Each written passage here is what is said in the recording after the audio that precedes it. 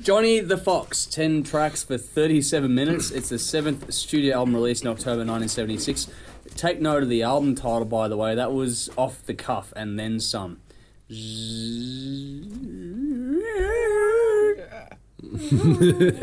Extreme close-up. Released October 1976 by Vertigo and Mercury, produced again by John Alcock. This album was written and recorded while Phil Lynott was recovering from hepatitis. Dennis, control yourself. No, it was Dave. You're both as bad as each other anyway, so it doesn't matter. Just consider that anytime I say one or the other name, it's to both of you. This will be the last album to feature Brian Robertson as a full-time member of the band, as the clashes between him and Phil would see him fired, reinstated, and then fired again. There is also a lot of conjecture surrounding the writing credits on the album. What the fuck? Let's keep going. All right, I don't know what's going on. Shit's falling down all over the joint. We're going well. However, it will go on to reach number 11 in the UK. 3 singles were released: Johnny the Fox Meets Jimmy the Weed, Don't Believe a Word, and Rocky. The lineup was Phil Lynott, Scott Gorham, Brian Robertson, and Brian Downey, with guest spots from that Trench character again, Kim Beek, and Phil Collins from Genesis. However, no one seems to be able to say what track he performed on. Wayne would tell you, Genesis is a fucking shit band. Go on, Dennis. I was pretty familiar with this album before doing the reviews.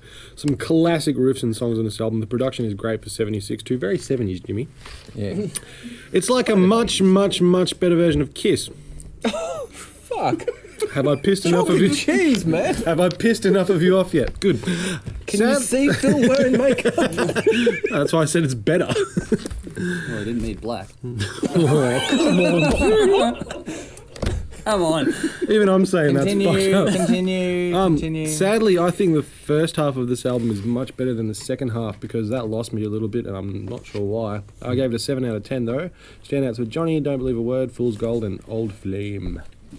Fucking nuts, man. This album grabs you right from the start with the opening track, Johnny. Tight, punchy riff with some funk undertones to it.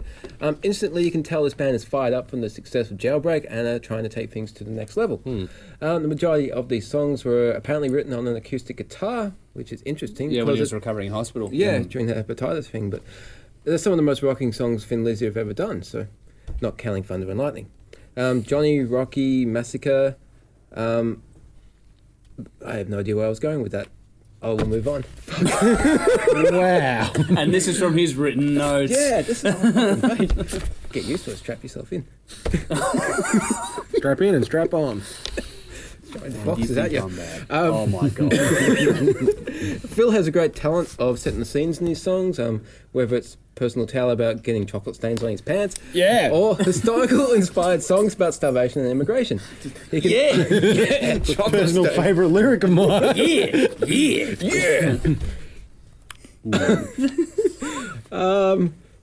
There's the rock shuffle song with Don't Believe a Word, which was actually a slower bluesy number until guitarist Brian Robertson told him it was shit. Yes. So he cracked the shits and walked out for a couple of days and came back with a more rocking version. If you want to hear the bluesy version, it's on Life Live.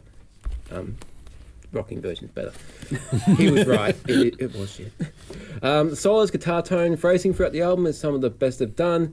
Gorse and Robertson work well and complement each other. They perhaps challenge each other too sometimes, which is cool. I'll skip some of this because I'm getting way too long. One of the most diverse, well-rounded and fully realised Thin Lizzy albums they ever did. 9.5 out of 10. Wow. If Warriors and the Boys Are Back in Town were on this album, it would be perfect. Standouts would be Johnny, Borderline, Don't Believe a Word, Fool's Gold, Johnny the Fox, Massacre, Sweet Marie. It would have been quicker to list the not-so-standout songs. Wow. Amen. End of the lesson. Oh, you got some chocolate stains on your pants. I think It's not chocolate. I think I'd listened to a completely different album to what you two blokes did. I had a feeling that the album after Jailbreak would be very hard to follow, and I reckon it was. This is much more laid back. It's still good, but it's not as punchy as Jailbreak, I didn't think. Feels like a bit of a filler album to me. I don't know what the hell you guys are listening to. Or I get what you're saying, but I wouldn't go as far as saying that. There's good songs, but there was no real hits on it, I didn't think. Whereas Jailbreak did have Phil album. plenty of hits.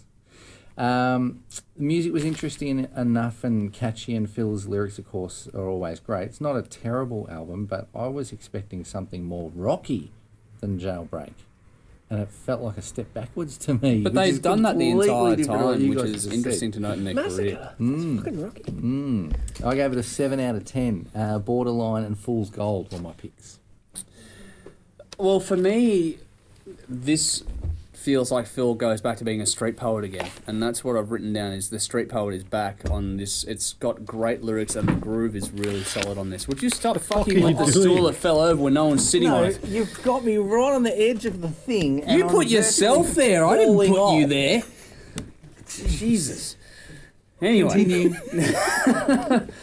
there is more space in both the mix and I guess the music overall. There's just more use of space.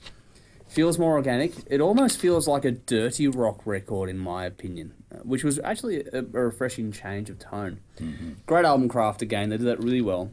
There's a little more flair on this, particularly in the guitar work, but it's natural and it fits well with what they're doing. Overall, it's a good up and down sort of an album. Solid craft, but there are a couple of tracks that didn't feel quite right to me. Solid release with some great songs, but there were some dips that were just sort of...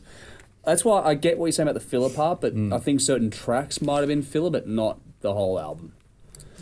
I gave it an 8 out of 10. I picked Johnny. Borderline. That is a great slower track. That is awesome. Don't Believe a Word is one of the more rocky ones, along with Massacre, and Old Flame, and we'll give you a taste.